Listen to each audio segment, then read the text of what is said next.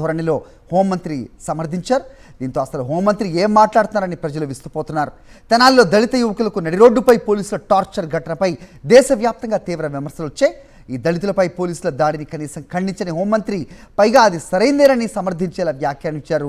హోంమంత్రి అనిత వ్యాఖ్యలపై సర్వత్రా విమర్శలు వస్తున్నాయి. చిన్నపిల్లలపై అత్యాచారం చేసిన వాళ్ళని ఎందుకు కొట్టలేదని అనితను నెటిజన్లు ప్రశ్నిస్తున్నారు.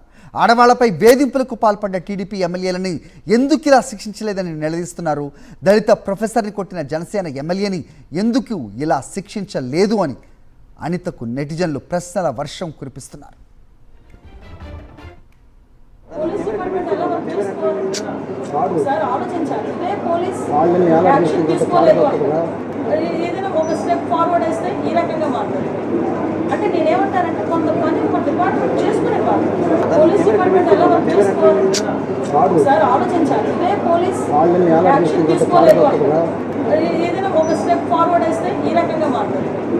అంటే నేనేమంటానంటే కొంత పని ఒక డిపార్ట్మెంట్ చేసుకునే కాదు.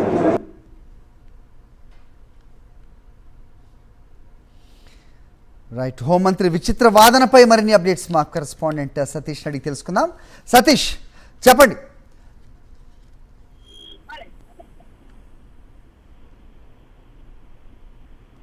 రైట్, ఆడవాళ్లపై వేధింపులకు పాల్పడ్డ టీడీపీ ఎమ్మెల్యేలను మరి ఇలాగే శిక్షించాలి కదా అని నెటిజన్లు ప్రశ్నిస్తూ ఉన్నారు.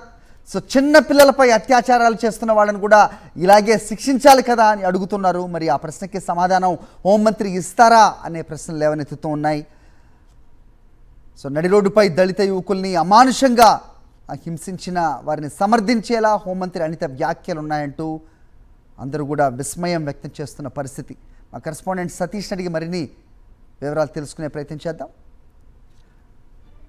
తెనాలి పోలీసుల దాష్టికాన్ని హోంమంత్రి సమర్థిస్తూ మాట్లాడటం పట్ల అందరూ విస్మయం వ్యక్తం చేస్తున్న పరిస్థితి.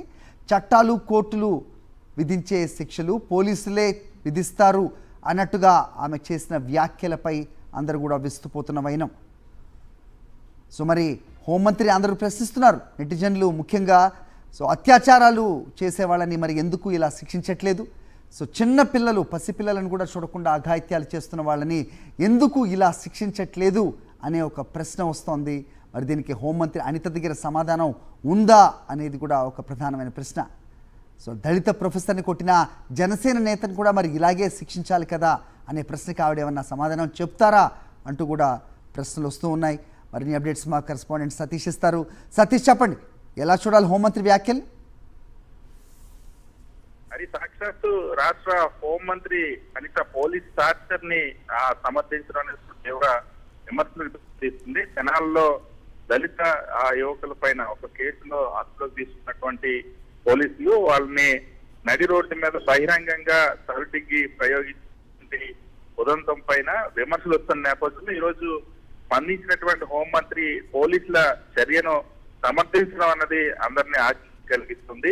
చట్టాలు కోర్టులు వేయాల్సినటువంటి శిక్షల్ని పోలీసులే వేస్తామన్నటువంటి ధోరణిలో ఆంధ్రప్రదేశ్ రాష్ట్రంలో పోలీసుల తీరు చట్టాలకు అతీతంగా కోర్టులకు అతీతంగా ఇదే విధంగా కొనసాగిస్తామన్నటువంటి ధోరణిలో హోంమంత్రి మాట్లాడుతున్నారన్నటువంటి విమర్శలు వెల్లువెత్తున్నాయి. ముఖ్యంగా హోంమంత్రి వ్యాఖ్యల తర్వాత సోషల్ మీడియాలో కూడా విపరీతంగా హోంమంత్రి వ్యాఖ్యల పట్ల విమర్శలు వెల్లువెత్తా ఉన్నాయి.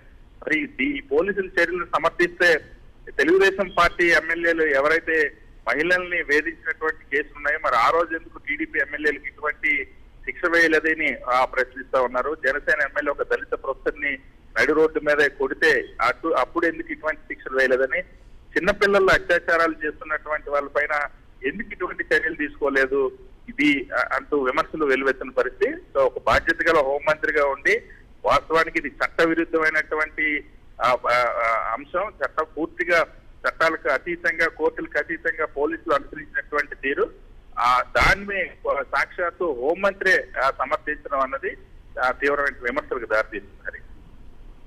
Okay Satish, thanks for the inputs.